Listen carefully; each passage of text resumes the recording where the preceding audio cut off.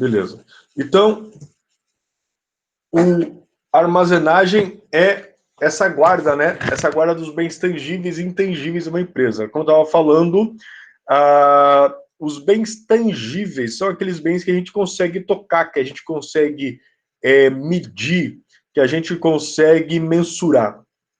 E os intangíveis são aqueles bens intocáveis, né? Tipo softwares, dados de controle da empresa. Então, são bens que a gente não toca, mas a gente sabe que existe. Então, isso que é armazém. E armazém vem de uma palavra árabe, al-makzan. Al-makzan. Então, a armazenagem, o armazém, a questão do armazém vem dessa palavra, certo? Então, eu quero citar também sobre a questão de armazenamento de bens intangíveis. A Microsoft, ela tem... A Microsoft, o que é o bem na Microsoft? O bem na Microsoft, claro, logicamente são os servidores, mas também são os dados dos seus programas, dos seus softwares que alimentam o mundo todo. Então, tem dados da Microsoft no mundo inteiro e ela precisa fazer o quê? Ela tem o OneDrive, né? O OneDrive que é tipo o Google Drive da Google. E aí, o que acontece? Ela precisa, todo mundo sabe que a questão de computação precisa de muita refrigeração, precisa estar em um ambiente bem climatizado para que não sofra superaquecimento e os dados não se percam nesse processo de armazenagem. O que precisa fazer daí? A Microsoft, se tivesse que gastar... Se tivesse que... Só um pouquinho.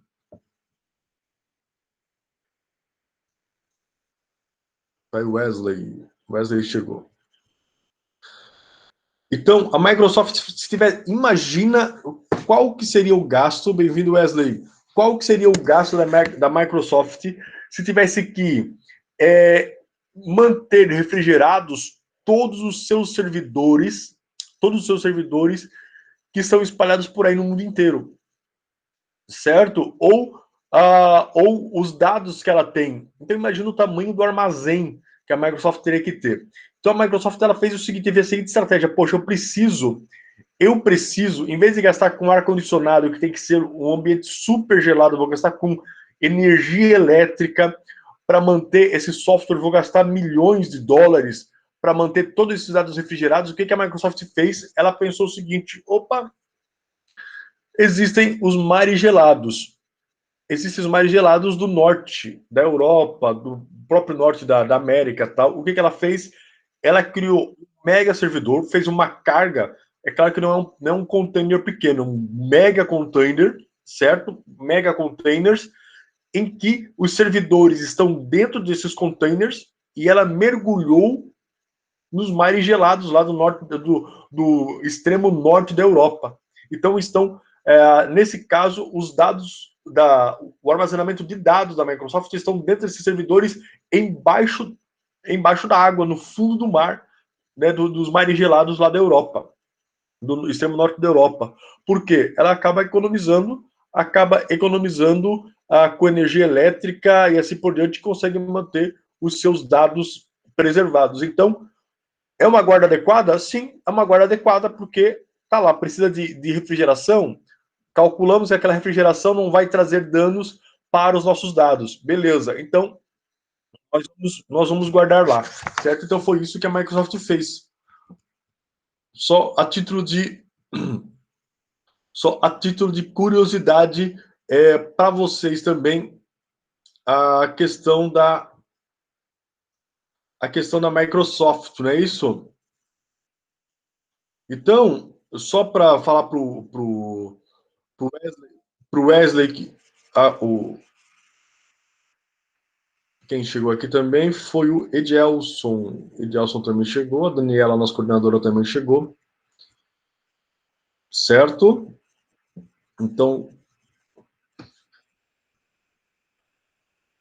gente, é isso. A armazenagem é essa guarda adequada dos bens tangíveis e intangíveis, sejam mercadorias, matérias-primas, produtos, documentos, informações ou conhecimento.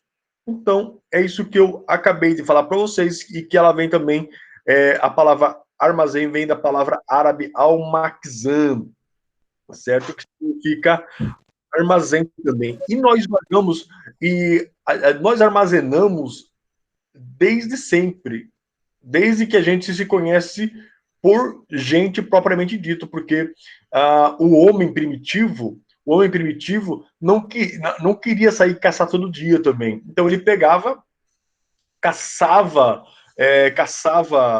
caçava os bichos, tal, trazia e depois ele foi vendo que como ele armazenava, deixava lá o relento, ia apodrecendo a carne. Em alguns momentos se descobriu que a refrigeração dava certo. Em outros momentos, eu não sei quem é da minha idade, mas não é o pessoal da minha idade que fazia isso, mas o pessoal que morava no interior do Brasil, e quando não tinha, ah, como é que se diz? Quando não tinha geladeira, as pessoas não tinham condição de comprar geladeira, o que as pessoas faziam, né, para preservar a carne, porque matava o boi, matava o porco, e para fazer essa manutenção da carne, para não perder a carne, o que, que eles faziam? Eles faziam o seguinte: eles pegavam a banha do porco, derretiam a banha do porco e colocavam lá e fritavam toda aquela carne que se tirava do porco, do boi e tal, fritavam toda aquela carne e colocavam na banha do porco para deixar ali, para manter aquela carne em condições de uso posterior. Aí que também surgiu o quê? Surgiu também a carne seca no Nordeste, não é isso? Opa, não temos como armazenar carne, não tem geladeira. Vamos então pendurar, jogar um salzinho, pendurar no sol, surgiu a carne seca. Então, essas formas de armazenagem foram formas alternativas para aquelas pessoas que não tinham condição de, de fazer essa armazenagem de forma adequada, tá certo? Então, uh, então a gente imaginava que logística era só questão de as pessoas imaginavam que a questão da logística era só questão de transporte, né? Então, só que a logística também vem também de uma palavra chamada logger, logística também, que significa guarda, alojamento e habitação também, certo? Então, nós precisamos entender que logística é tudo e tudo é logística. E a correta armazenagem dos nossos itens e produtos lá na Britânia, lá na Alflex, né, lá na empresa em que eu trabalho, ou na distribuidora do Thiago, tudo isso é logística também, e nós devemos pensar na correta armazenagem desses produtos lá na. Deixa eu ver aqui o negócio. Isso. Lá na ponta, lá com as nossas. Com as nossas. Tô com pigarro aqui, desculpa. Lá nas nossas empresas que nós gerenciamos, ou nas empresas que nós temos. Então, qual que é o papel da armazenagem na logística, né, gente? Qual que é o papel? Então, o papel do armazenamento, né, está entre os pontos mais importantes de toda a cadeia logística, porque não adianta eu saber comprar, como a gente viu nos livros anteriores, não adianta eu ter uma boa negociação, negociar bem com os fornecedores e eu não conseguir negociar.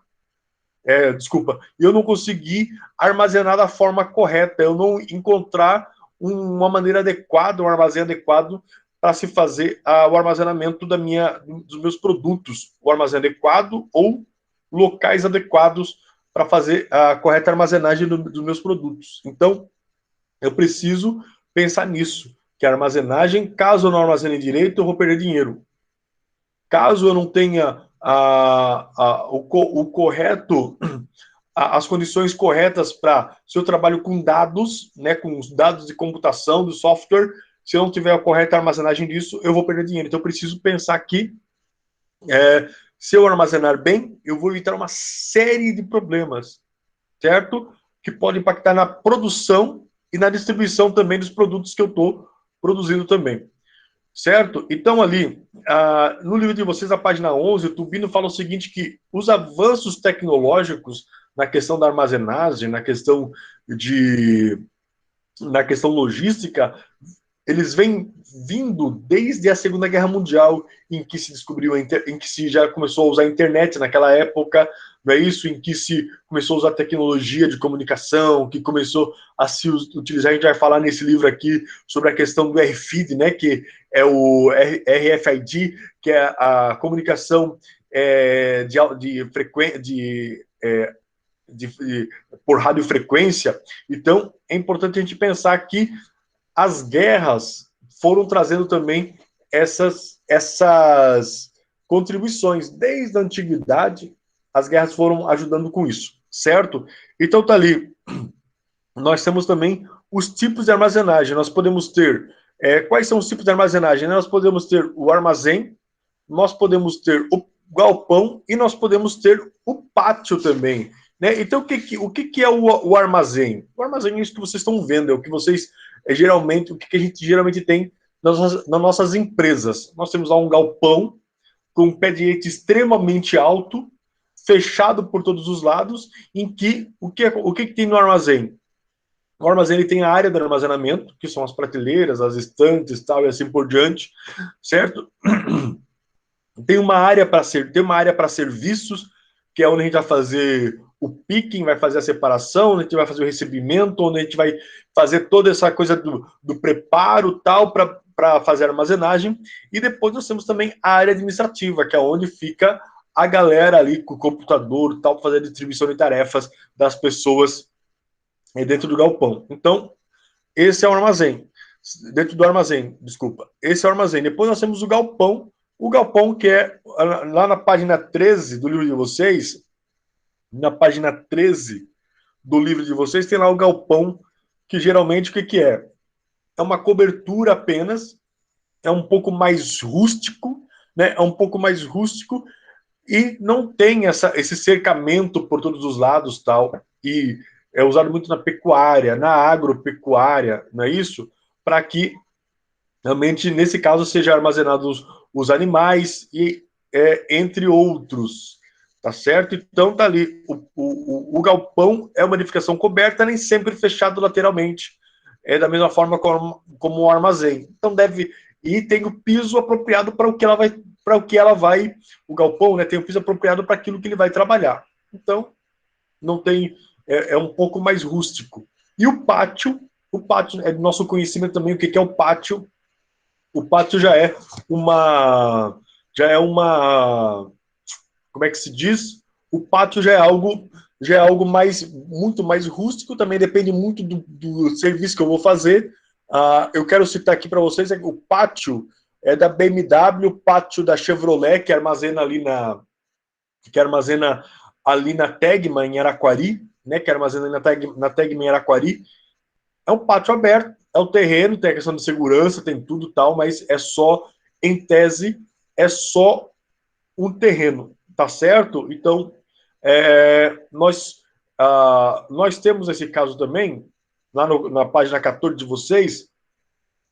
Então, falamos de armazém, que é uma estrutura totalmente fechada, que tem 3 áreas distintas, a área para armazenagem, a área para serviços e a área administrativa, o galpão, que é um teto, né, nem sempre é fechado lateralmente, e o piso é de acordo com aquilo que ele vai trabalhar, às vezes é rústico, às vezes não é tal, e o pátio, que é uma área totalmente aberta, sem cobertura nenhuma, certo? Em que os trabalhos são feitos dessa forma, são feitos ali. Exemplo de pátio também são esses portos secos também, né, em que se armazenam os containers lá para depois mandar para o porto. Mas a gente precisa também fazer o seguinte: a gente precisa, em algum momento, planejar a estrutura do armazém, certo? Nós temos que pensar em alguns casos, na página 14 de vocês lá, no ponto de distribuição, qual vai ser a localização geográfica desse armazém. Nós temos que pensar na capacidade de armazenamento, né? Quando eu falo em ponto de distribuição, a localização geográfica, vai ser benéfico para mim, onde eu vou instalar o meu armazém, o meu galpão, o meu pátio, É perto de BR, não é perto de BR? Como é que como são as condições climáticas? Aí eu vou citar novamente a questão da Tegma de Araquari, que é o seguinte. Lá na Tegma, eles escolheram instalar em Araquari por quê?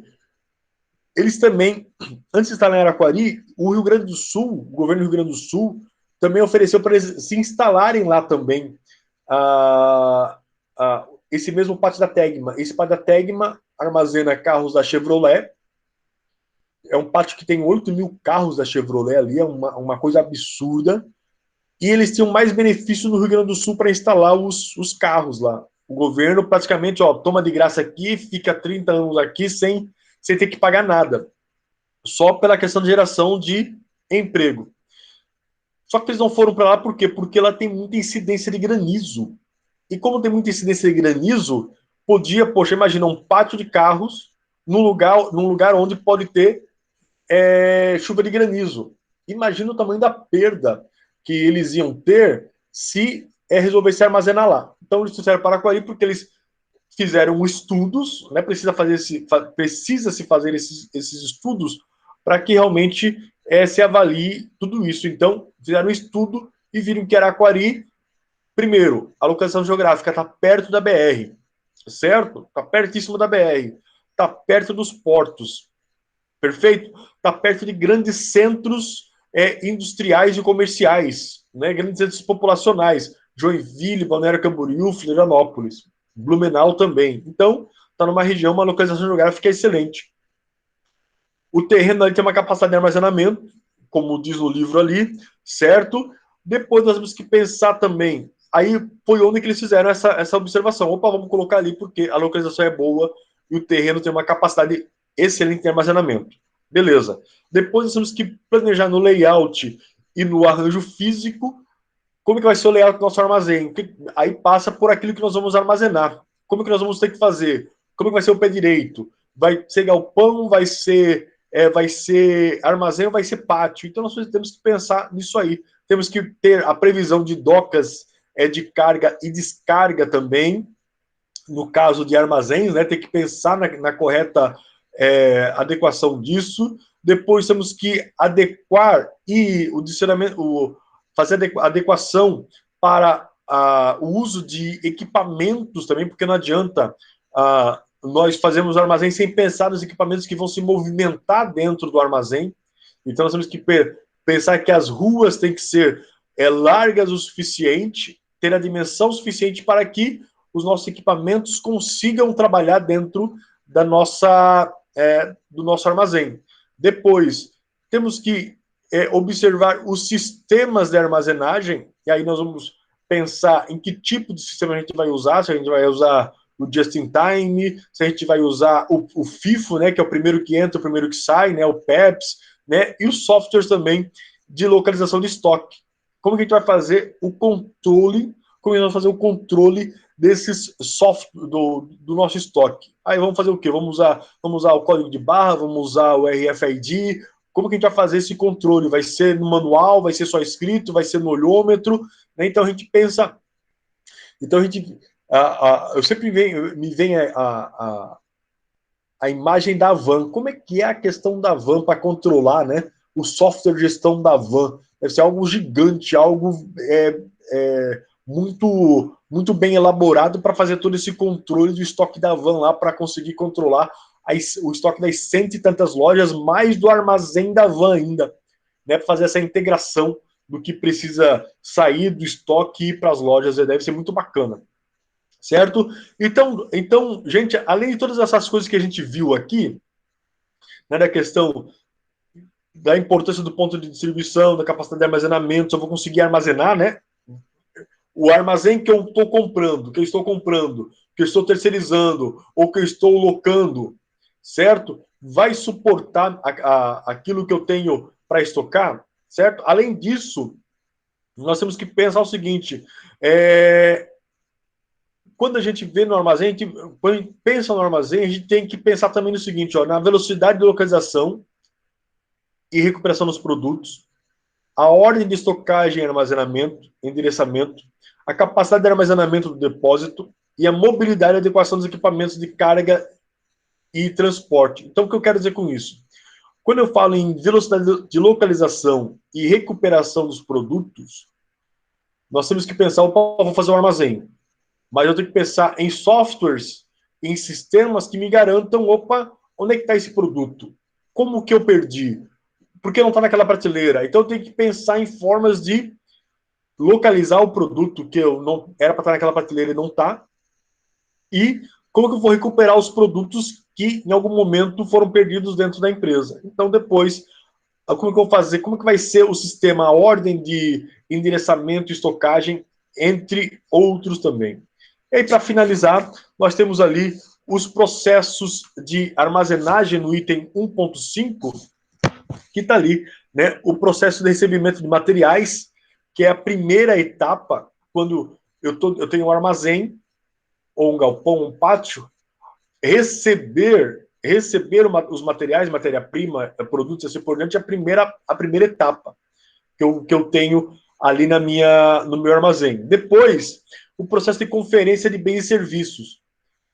Recebi, tenho que conferir se exatamente aquilo que chegou é aquilo que eu comprei. Então, eu preciso saber realmente fazer essa questão da conferência, que é de conhecimento de vocês também. Depois, o processo de estocagem, como que eu vou estocar, onde eu vou estocar e por que que eu vou estocar e por que que eu já não posso mandar direto para a produção, certo? Então, eu tenho que saber exatamente o que que eu vou fazer com aquele material. Depois, como que eu vou fazer a identificação desses materiais? Vai ser código de barra, vai ser um código alfanumérico, vai ser uma etiqueta RFID, como que vai ser tudo isso, beleza? Depois, o processo de separação dos materiais, como vai ser a questão a gente chama de picking, né? Deixa eu voltar lá.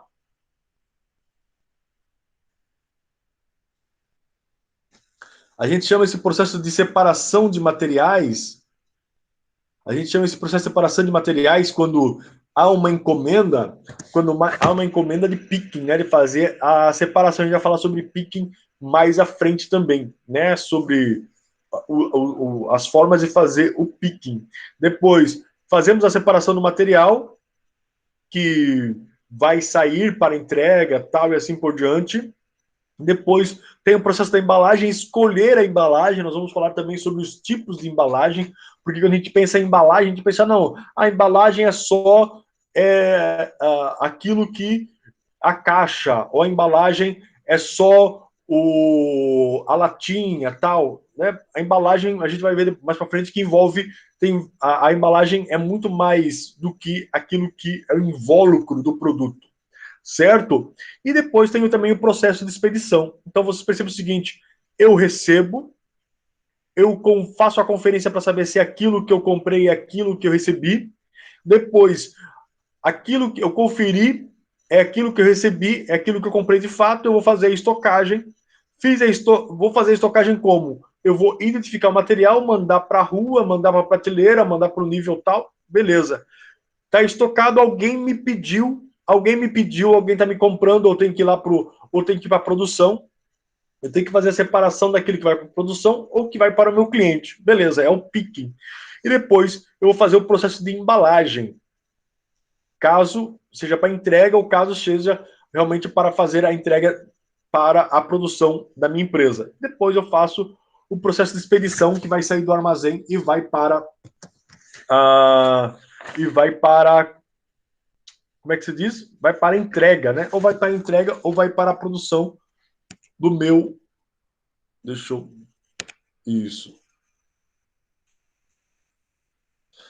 Então, deixa eu só fazer a chamada rapidinho de vocês aqui. Nós temos aqui o Tiago, a Camila, né? A Cláudia, a Camila.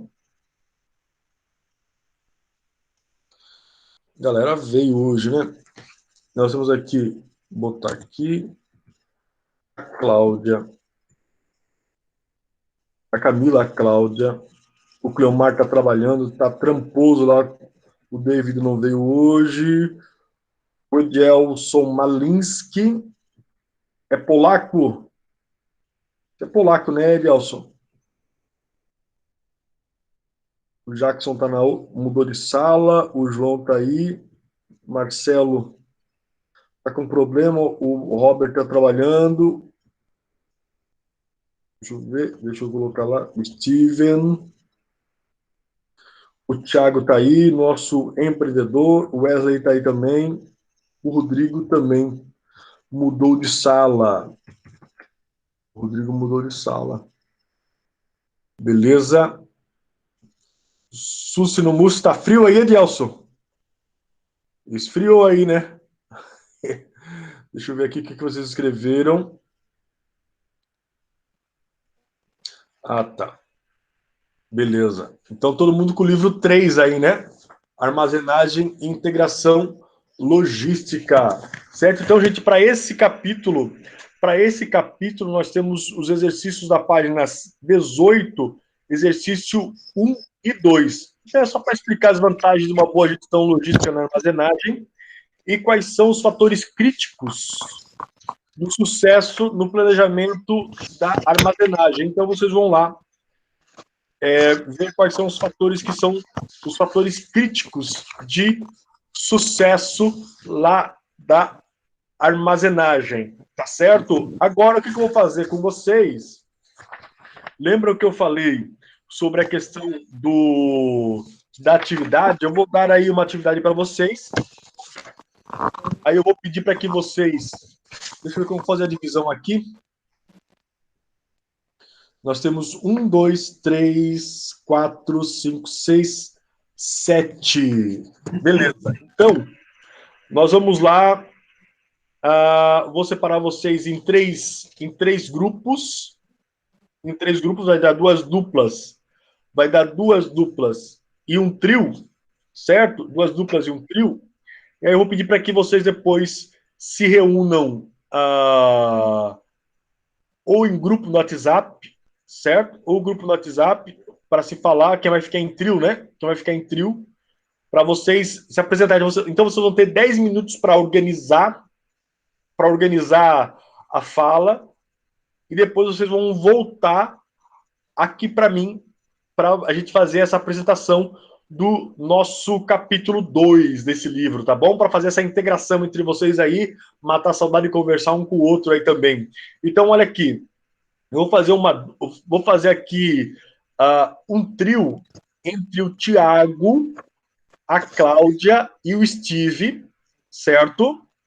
Então, olha só, Tiago, marca ali, Cláudia, Tiago, Cláudia e Steven, beleza? Tiago, Cláudia e Steven, para falar sobre o item 2.2 do nosso livro, que é a decisão pelo tipo do armazém, certo? A decisão pelo tipo do armazém, vocês. Na página 23. Como que a gente vai fazer essa tomada pela decisão do tipo de armazém, né? Armazém próprio, terceirizado ou contratado. Depois, tá bom? Depois, o João e o Wesley, já se chamem aí numa chamada de vídeo e tal. Dá para chamar também chamada de vídeo, né? Chama chamada de vídeo também o trio aí, certo? O João Jacó, o John Jacob e o Wesley Fernandes vão falar sobre os entrepostos aduaneiros. Perfeito? 10 minutos para vocês falarem sobre entrepostos aduaneiros. Ok? E deixa eu ver aqui quem que sobrou. Cadê a Camila? E depois o Edielson e a Camila, se você conseguir chamar a Camila depois ali, Edielson, para falar sobre portos secos, tá bom? Falar sobre os portos secos, o 2.4, tá bom, Edielson? Ok. Beleza? Chama a Camila, vê se você consegue chamar a Camila aí para ela fazer com você. Vocês têm 10 minutos a partir de agora, 9h50 nós voltamos para que vocês façam isso, tá bom? Beleza? Bora lá. Estou à disposição aqui de vocês, tá? Mas ô, professor, para falar que tipo de assunto aí que é. Tá ali, ó, na página 25 tem ali. portos secos, certo? Certo. Certo? Aí você vai ver o que está escrito sobre portos secos e você vai falar para a turma sobre os portos secos. É para fazer, você vai pegar os itens importantes, fazer um resumo e ver o que é importante falar sobre portos secos, o que você entendeu sobre portos secos. Tá Ah, certo? entendi. Ok. Beleza? Aí você vai anotar o que é importante e depois você volta aqui para a gente conversar também. Tá bom? Tá ok. Beleza? Estou aqui à disposição de vocês.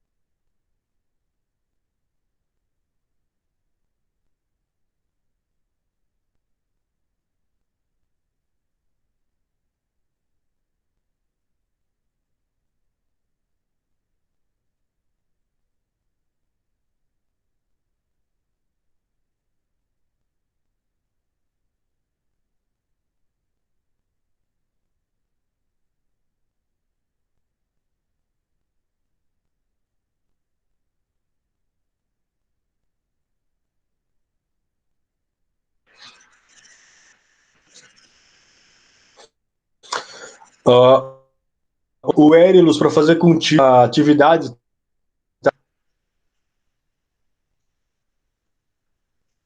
viu, Erilus? Uma de Elson lá, pesquisando, tô fazendo uma pesquisa lá, ele já explica para ti lá como é que funciona daí, tá bom?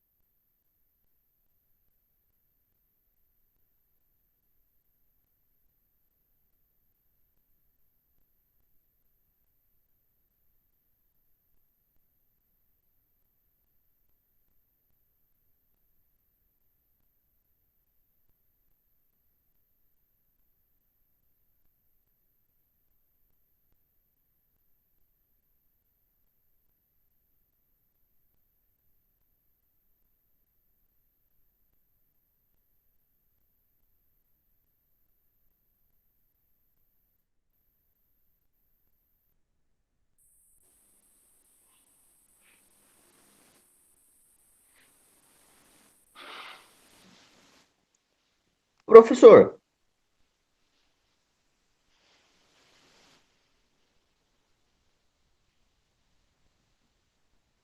Fala de Elton. o que é um entreposto aduaneiro? Entreposto aduaneiro é o seguinte: quando chega uma carga de algum lugar, né, de, de outro país, de outra região, tal, e assim por diante, o entreposto é que vai fazer o serviço de aduana, vai fazer a conferência para saber para saber de onde vem a carga, para onde vai a carga, o que tem na carga, certo? Então, ele vai fazer às vezes da alfândega, da Receita Federal, tal, entendeu? É um entreposto de fiscalização, certo? É como se fosse a aduana. O que a aduana faz? A aduana checa toda essa questão de importação, para saber, lá no Paraguai, né? Aquele, aquele, aquele posto da Polícia Federal na Ponte da Amizade é um entreposto aduaneiro, que vai checar se o que tu está carregando está dentro da cota, se não tem nada ilegal ali dentro, tá, entendeu? Então o entreposto faz isso, faz essa checagem dos itens de importação, tá bom? Checagem do... Dos itens de importação, né? Tá. Deixa eu chamar lá a galera no 20log01.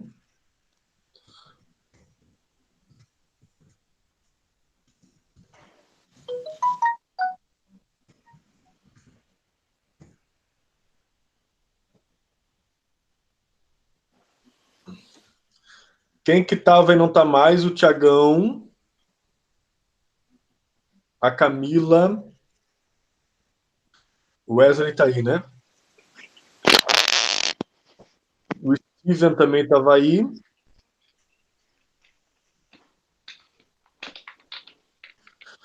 Já decidiram que vai falar por quem já? Então, gente, só para a gente fazer um apanhado geral, né? Fazer um apanhado geral sobre essa questão dos tipos de armazenagem, né? Com base na propriedade, que é a questão dos armazéns próprios, os terceirizados, né? E os contratados. Então, o armazém próprio, o próprio nome já diz, é meu, certo? Eu construí ou eu decido construir, é meu armazém. Depois tem um armazém terceirizado, em que eu falo o seguinte: eu só quero produzir. Eu não consigo fazer, Cláudia, te desbloquear. Tem que. Faz assim, ó. Clica na tela e aperta no alto-falante vermelho.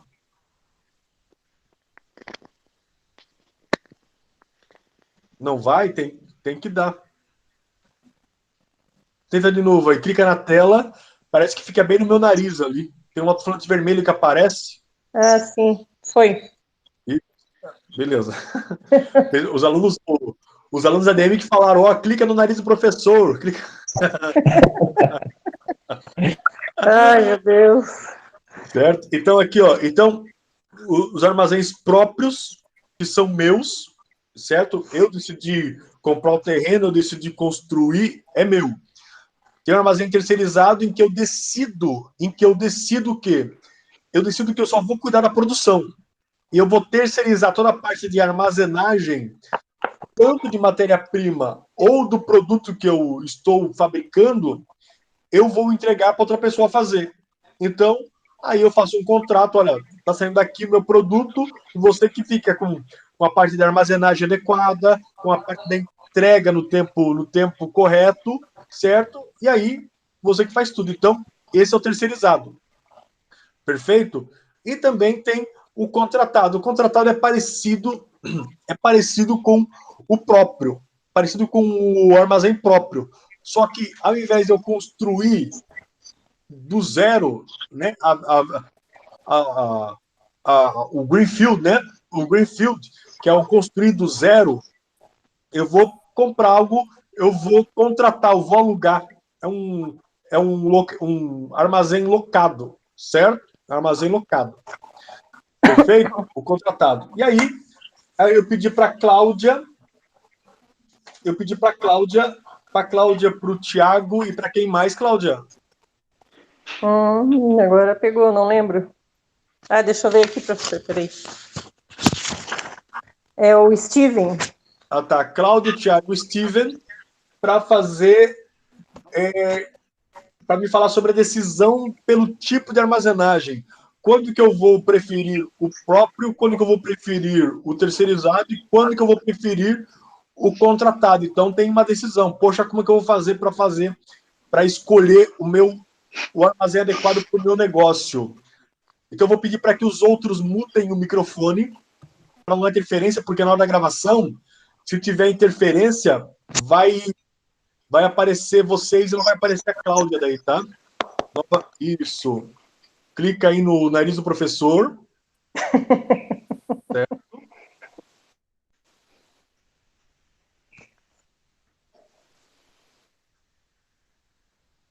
Beleza. Te ajudei lá, Aerolus. Desativei o teu. Depois eu ativo depois, tá? Beleza? Então agora com vocês a nossa representante feminina no grupo hoje, né? Camila não tá. Cláudia Macedo, bora lá, Cláudia, é com você. Quem começa é o Tiago, professor. Ah, cadê o Thiago? O Thiago não tá aí. Chama o Thiago no grupo lá, então. Cadê o Thiagão? Opa, o Thiagão. Deixa eu chamar no grupo lá. Thiagão.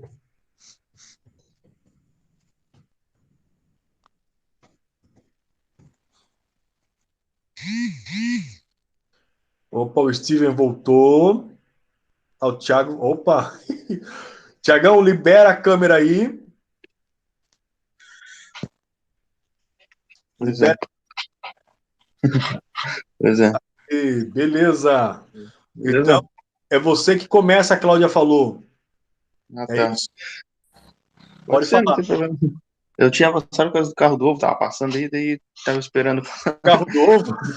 É, Ah, o carro do ovo é insuportável. Passa à tarde, quando eu vou gravar vídeo aqui para as aulas, ele sempre passa. Sempre passa. Aí eu tenho que parar, esperar ele sair e tal. Aí, o que é que eu sou sem Jesus? pois é. Bora lá, É, Tiagão. eu vou falar da terceirizar os armazenamento. Uhum. Por falta de espaço da própria empresa, né? Às vezes a empresa é pequena, só que tem uma produção grande, daí vai ter que terceirizar, mas às vezes pode ser até mais vantajoso porque por causa do setor logístico interno na empresa, né? Daí vai ser contratada, né? Daí a empresa não cuida disso. Ah, bacana. Então ela abre mão, né? Sim, Em não ter espaço interno, ela abre mão para que a outra pessoa faça esse armazenamento daí, né? às vezes pode ser mais vantajoso para a empresa. Mais vantajoso. E isso pode acontecer, pode ser feito nem a pessoa pode escolher, né? Opa, a produção nesse período é maior, então vou terceirizar. No outro período é menor, então vou manter aqui dentro, né? Pode ser assim também, né? É, É isso? sei mesmo. Essa é a tua parte? É, Beleza, então, Tiagão. Obrigado, Tiagão. Deixa eu chamar. É a Cláudia agora, Cláudia? Isso. Deixa eu te fixar aqui, então. O Beleza, Tiago falou sobre a terceirização, né? isso mesmo. Tá, eu vou falar sobre o armazém próprio.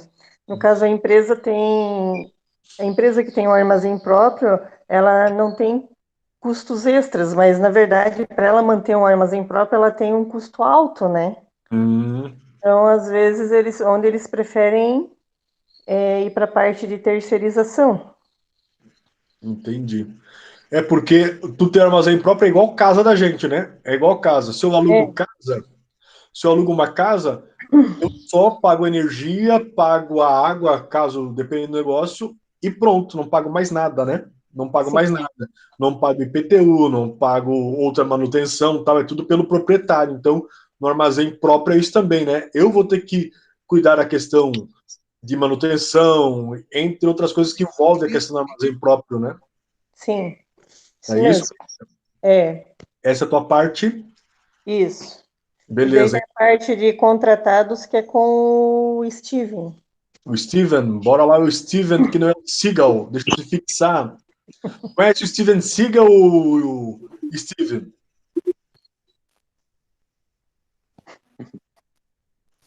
Bora lá, Steven.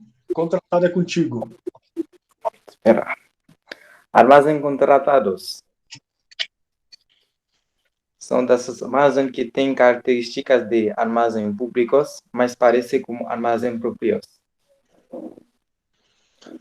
Eles compartilham os recursos gerenciais. Eles têm os relacionamentos de longo prazo e compartilhamentos dos riscos que permitem custos menores. Esses tipos de armazém compartilham os custos. Isso, como dizer? Isso apesar dos custos. Ah, beleza. Então eles dividem o custo, então, né? Sim. Eles combinam no contrato, né? Eu contratei um armazém, eu vou contratar, e aí a gente vai combinar, olha, segurança, a questão da manutenção, a questão, entre outras coisas, água, energia, tal. Então, é mais ou menos como o próprio, né? É parecido com um armazém próprio, né? Sim. Daí eles acabam dividindo os custos também de manutenção e entre outros custos também. É isso? Beleza? Sim. O Steven já está se dando bem no português já, né, Steven? Já está falando bem, já está se virando aí, bacana. Essa é a tua parte, então, Steven? Sim, só. Beleza, show de bola. Obrigado, Steven. Deixa eu te fixar aqui. Agora nós temos ali o 2.3, que é com o John Jacob e o Wesley, é isso? Vou pedir para quem apresentou mutar o microfone, né? Para quem apresentou mutar o microfone. E aí, agora é o John Jacob e o Wesley Fernandes, não é isso? Quem vai começar? E aí, João, pode ser eu? Tá. Então eu vou falar sobre o conceito de entrepostos aduaneiro. Cadê teu vídeo, Wesley? Ai, é porque eu tô na cama, eu tô de pijama. Eu também queria estar na cama de pijama. Bom, então, libera só o áudio, então, vai lá. Só o áudio tá bom. Tá O que bom. vocês falaram lá? Então, a gente vai falar sobre. Eu vou falar sobre o entrepostos aduaneiros, o conceito, né? Uhum. Que é praticamente exportação e importação. Que é. Eles, porém, ficam armazenados em depósitos da alfândega, ou seja, aqueles com credenciais pela Secretaria da Receita Federal. E as vantagens é que até a nacionalização ou a determinação do seu destino final, eles prorrogam o pagamento dos tributos federais. Geralmente é 1 ano, né? Mas às vezes eles podem prorrogar para mais um, ou até mais. Ah, entendi. Daí eu achei bem interessante essa parte. Ah, tá, porque daí eles podem fazer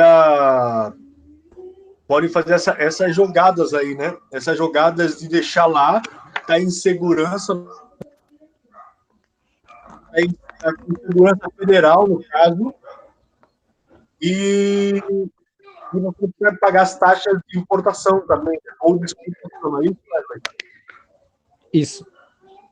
Eu acho que isso é uma vantagem, até o produto ser legalmente, né, legalmente nacionalizado para outro país. Bacana, aí tu não paga, acaba não pagando as taxas, né? Fica bem bacana. Beleza. Essa tua parte? Não, na verdade paga. Oi? Mas só que é pago, mas só que é prorrogado, né? A taxa do pagamento para. Você vai pagar de qualquer jeito, né? Mas você pode não pagar nesse período que está armazenado, né? Isso. Beleza. Show, Wesley. Quem vai falar agora é o John Jacob. Tá escutando, professor? Isso, é o jogo. Tá escutando? Tô ouvindo, tá baixinho, mas tô ouvindo. Tá, fala mais perto aqui do computador, então. É basicamente isso daí. Que pode ser feito, que pode ser feito. Tudo o produto que é oriundo de outros países, né? Importação e exportação, eles podem ficar armazenados no porto. E isso que é o que ocorre. Eu tendo um produto na minha loja, eu vou pagar o imposto. No momento que eu retiro esse produto na alfândega, eu já pago o imposto sobre ele. Eu trago Certo. para minha loja, no momento que ele entra na minha loja, eu pago imposto por ele de novo. Ou seja, se eu ter esse produto na minha loja, eu vou ter pago o imposto da aduana e eu pago o imposto por ele ter entrado na minha loja. E esse produto vai ficar 1 ano, 2 anos, 3 anos parado na minha loja e eu vou continuar pagando imposto sobre esse produto. Porque todo ano a taxa Selic muda, né? Então, Certo. cada ano que esse produto tiver na minha loja, vai ser mais imposto para mim pagar. Uhum. E ele estando no porto, além de ter um local adequado, com condições adequadas, e armazenagem segura, eu não vou pagar imposto sobre esse produto. Mas tem uma desvantagem também, que a taxa de imposto muda toda hora. Se eu deixar esse produto 1 ano parado, esse ano, por exemplo, vou pagar sobre esse produto 11%. Ano que vem não vai ser mais 11%. Ano que vem pode estar 12%, 13%, 15%. Ou seja, tem a vantagem que eu posso deixar esse produto armazenado no porto por 1 ano até 2 anos, mas também tem a desvantagem que ele vai supervalorizar, né? Então, posso deixar esse produto armazenado lá se eu não tenho previsão de venda para ele. Ou, no caso, eu posso deixar lá. Eu tenho previsão de venda para 6 meses. Eu posso deixar ele armazenado sem pagar imposto. Entendi. Eu trazer para minha loja e superlotar o meu estoque com o produto parado, não está me rendendo. Mas basicamente para isso que serve, para guardar produto e tu ter produto pronto entrega. Eu deixo armazenado no porto, não pago por isso e tenho produto à disposição para o meu cliente a hora que ele pedir. Pode liberar fracionado daí também, né? Isso aí. Conforme tu precisa. Basicamente para isso que serve. Para armazenar produtos para mim ter a pronta entrega e livre de imposto. Uhum. Basicamente é isso, não tem muito o que falar. Na verdade é um jeitinho, né? É um jeitinho brasileiro, né? Então tu imagina quantas jogadas não existem, né? Das pessoas trazerem para cá, né? Trazem, deixam lá parado e vão vendo como é que a coisa vai funcionando. Na verdade, isso já era para ser tributado, entrou, já tributa, e aí o cara tira de lá, porque o que acontece?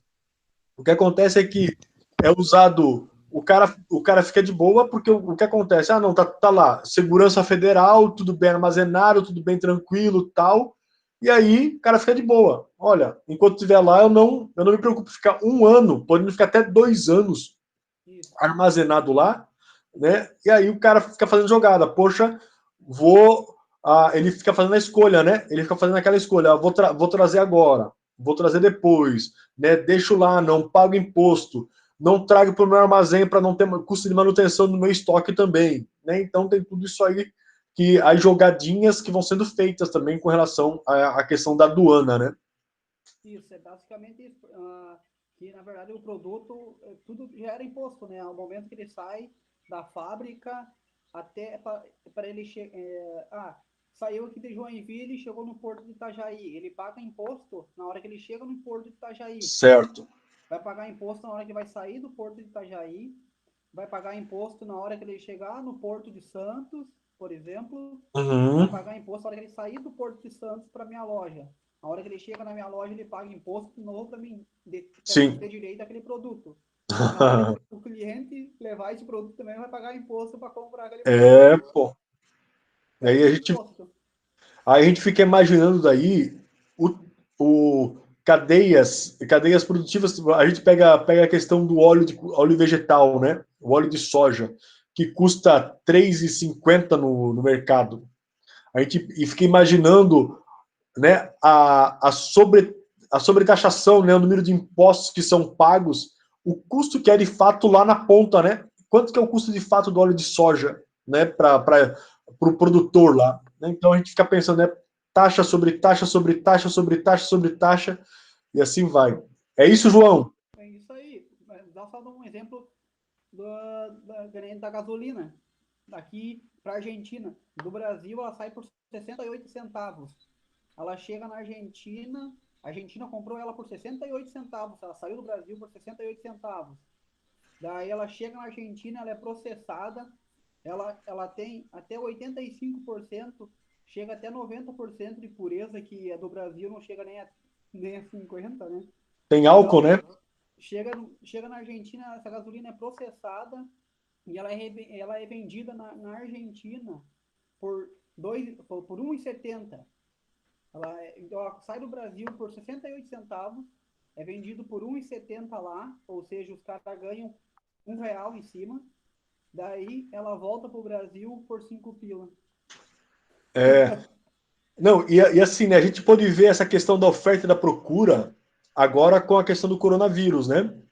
Vocês perceberam como a gasolina caiu? Pô, tava 4,30 a gasolina, veio a quarentena, a gasolina foi a 3,50, né? Caiu quase R$ 1 a gasolina na quarentena. Agora começou a maior demanda pela procura da gasolina, a galera começou a aumentar já, né? Tava 3,50, já foi lá para 3,60, 3,70. Então, só para a gente perceber que essa coisa, fugindo um pouco, né? Mas essa coisa da cadeia de suprimentos, essa cadeia produtiva, como o consumidor, como o cliente tem poder nisso. E a gente não percebe às vezes.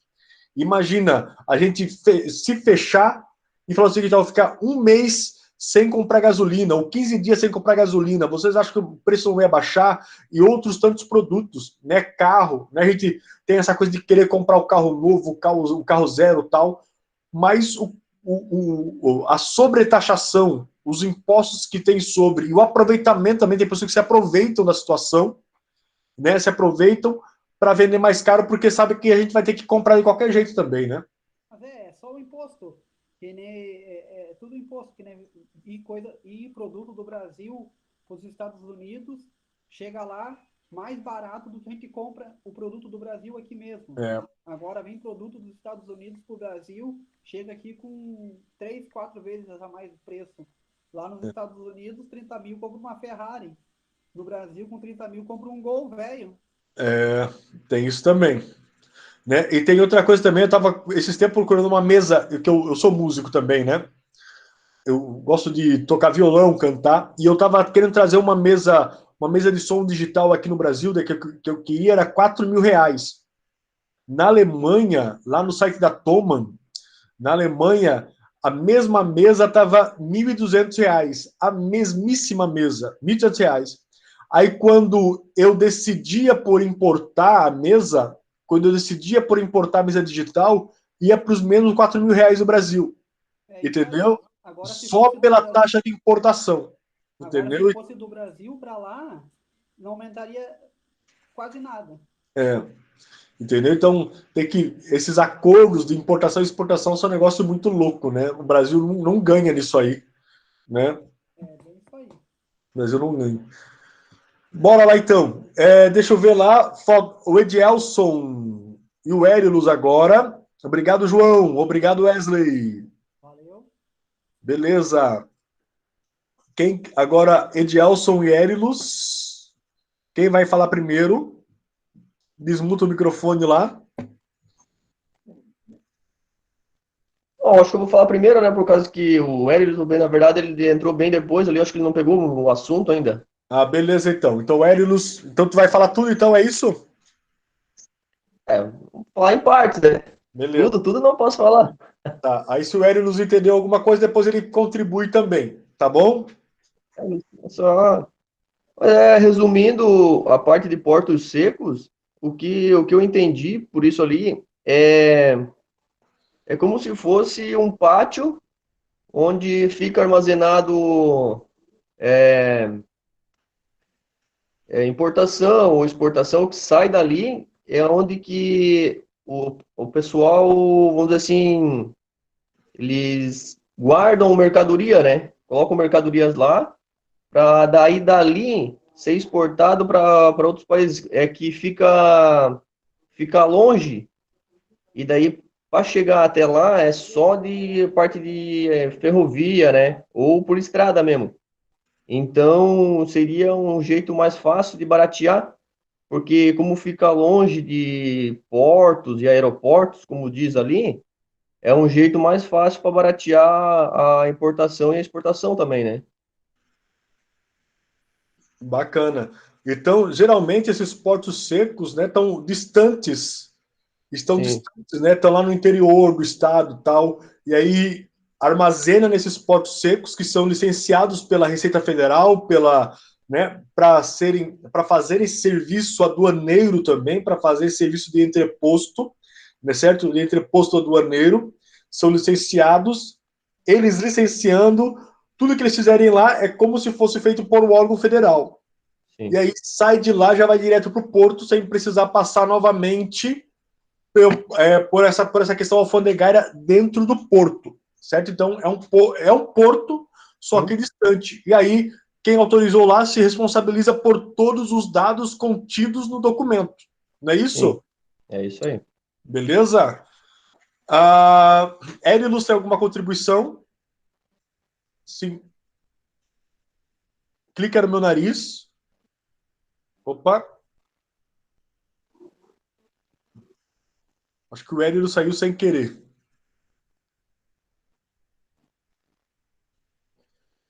Beleza. Mas, assim, gente, ó, em tese, o Porto Seco é isso aí. Olha, é lá no oeste do estado. Geralmente em Itajaí também ali, se a gente for ver bem, também tem os pátios ali, tem os portos secos ali também, mas em tese é no interior do estado em que se colocam lá os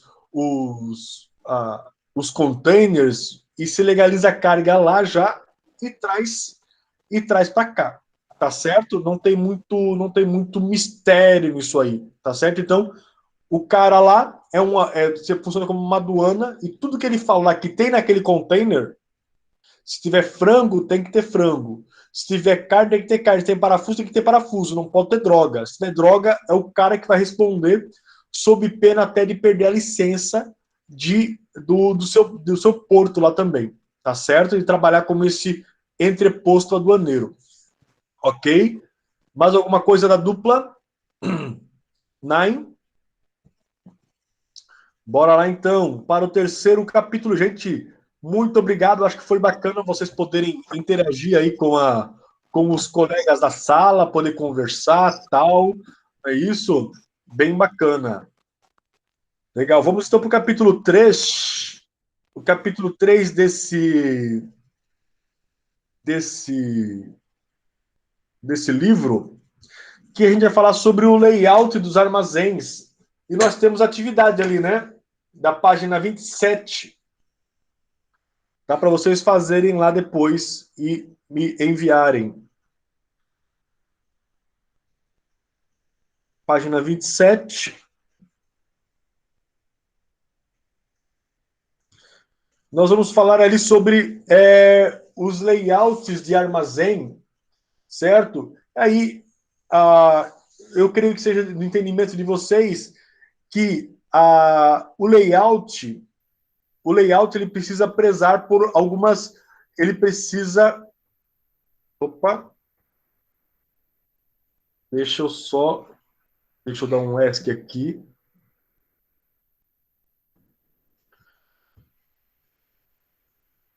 Isso, estava lá no final.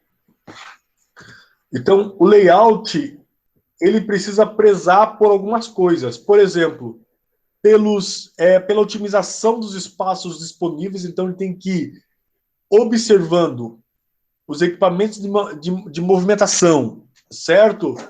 As pessoas que vão circular, ele tem que prezar, tem que privilegiar a otimização desses espaços disponíveis. Quanto mais ele puder fazer prateleiras, áreas de picking, que é a área de separação, as áreas de recebimento, quanto mais ele puder ajustar isso, certo? Otimizar isso, sem prejudicar o fluxo de equipamentos e pessoas, melhor, certo? Então, eu tenho que fazer, quanto mais alto possível eu puder fazer, de acordo com os equipamentos que eu tenho. As ruas, quanto mais estreitas eu puder fazer, de acordo com os equipamentos que eu tenho, que não prejudique essa movimentação de equipamentos e pessoas, eu vou ter que fazer essa otimização, certo? E aí eu vou ter que maximizar a produtividade, a redução desse custo também. O que é maximizar a produtividade?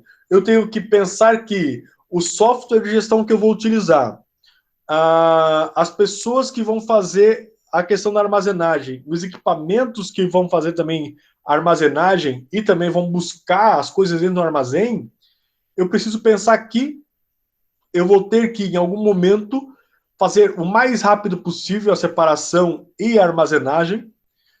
Eu vou ter que ter menos pessoas possível para fazer essa armazenagem e separação também. E o meu layout tem que trabalhar para que tudo isso se conecte, certo? Tem que maximizar a produtividade, tem que perder muito menos tempo. Aí eu vou ter que ter software de gestão, vou ter pessoas capacitadas tal para fazer isso da melhor maneira possível. E aí, as principais áreas do armazém, né? As principais áreas do armazém a gente conversou ali já, que são a área de armazenamento, a área para serviços e a área administrativa. A área de armazenamento é onde que eu vou armazenar, onde que eu vou estocar. A área para serviços é onde eu vou fazer o recebimento, a checagem, a conferência e também vou fazer a separação, o picking. E depois a área administrativa, que é onde serão distribuídos os trabalhos, receber as notas e assim por diante. Os fatores a serem observados na estruturação do armazém são projetar a largura dos corredores, também conhecidas como as ruas, né? Como as ruas, entre as estantes e prateleiras, também de acordo com o tipo de equipamento de movimentação de cargas que será utilizado. Observar a altura da última carga paletizada, de acordo com a elevação máxima do equipamento que você tem, do garfo da empilhadeira. Deve-se facilitar a circulação dos equipamentos, é o que a gente já falou também. Dimensionar as estruturas, as estantes dos locais da estocagem.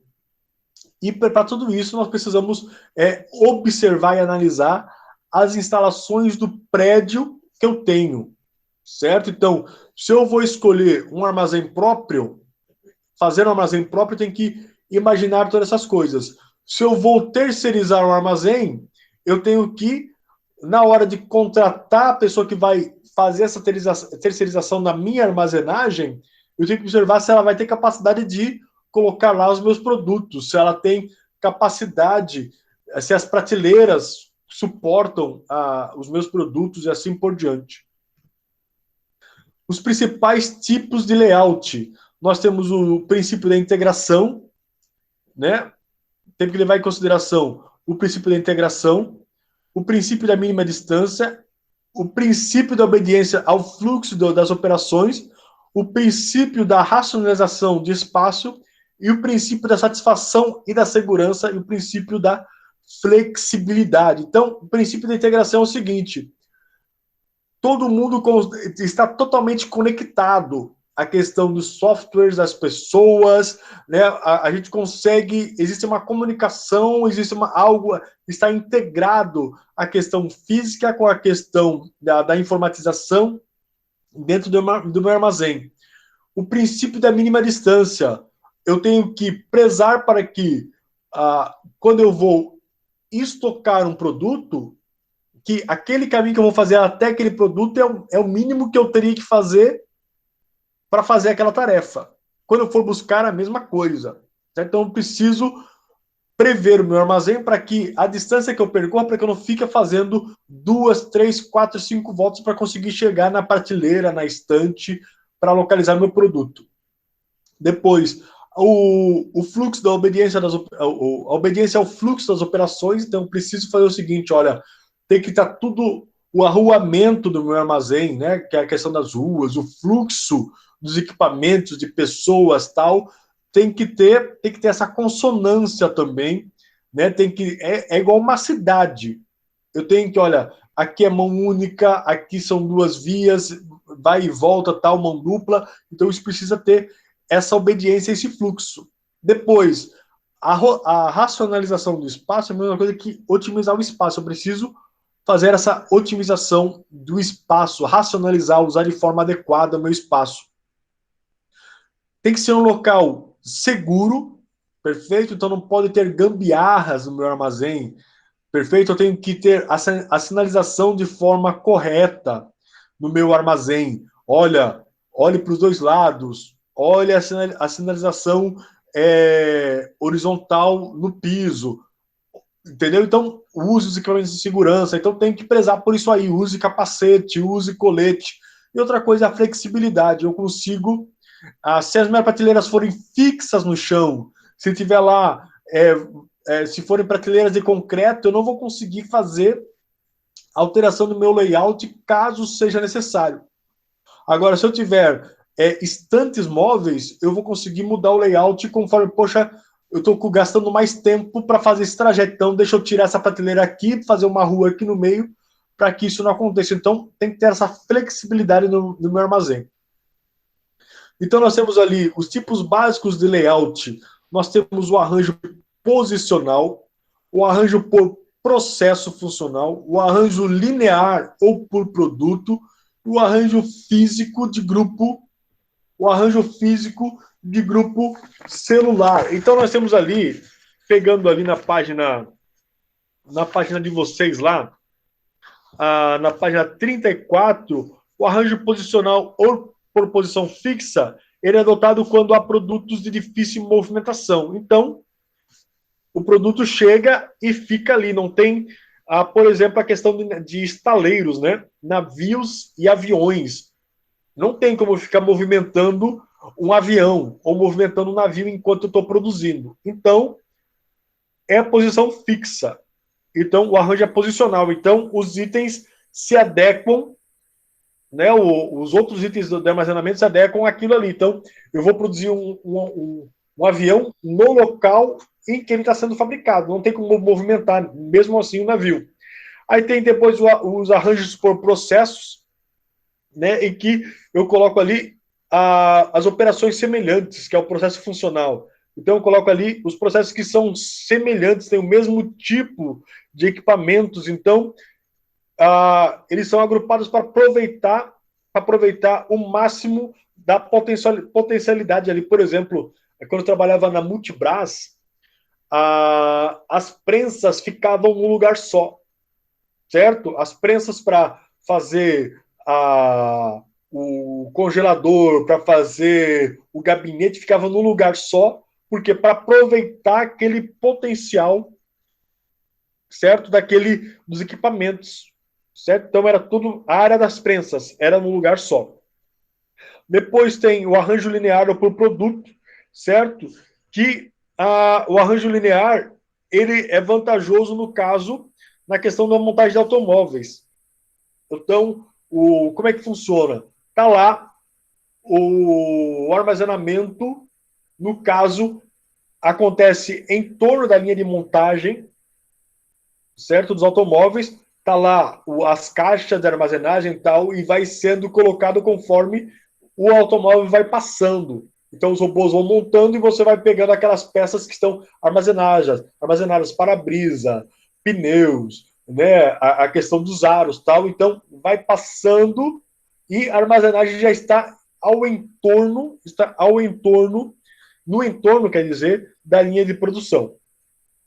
E depois nós temos ali o arranjo físico de grupo ou linear, que é o que a gente tem nas empresas também, que é o que acontece na linha de produção.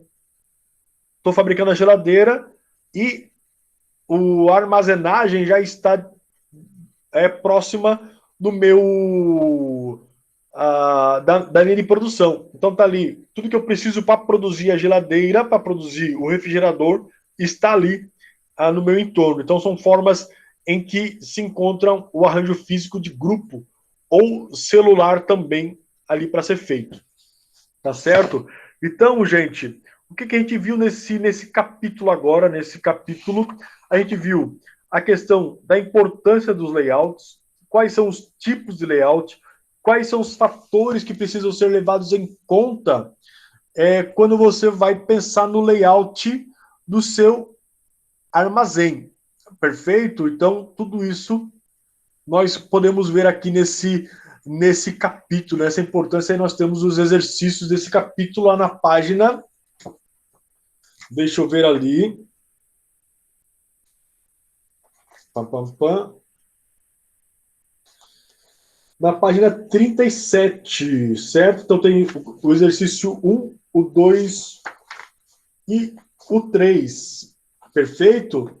Então, exercício 1, 2 e 3 do nosso livro ali. Então, nós temos, gente, então, nós conseguimos fazer uma introdução à armazenagem nessa aula, introduzimos a questão da armazenagem, a importância de se armazenar, os tipos de armazéns, né, o galpão, o pátio e também o armazém, né, os tipos de armazenamento, e depois nós falamos também sobre os layouts dos armazéns. Com isso, nós terminamos essa aula, são 10h36, certo? Muito obrigado pela presença de todos vocês, de toda você, Cláudia, né, de você toda, não é isso? Obrigado por esse esforço. Acredito que vocês responderam a pesquisa do Sebrae sobre o retorno. E aí nós vamos ver se a gente volta semana que vem, na outra semana, tal, para a aula presencial. Se a gente vai voltar também, porque o transporte público volta semana que vem também. E a gente vai ver como tudo isso vai ficar. Tá bom? Com relação a esses capítulos, seria isso. E vai ficar bem mais bacana lá, porque a gente vai falar sobre outros assuntos também nesse processo todo aí. Tá bom, gente? Olha, um grande abraço para vocês. Deus abençoe. Boa semana.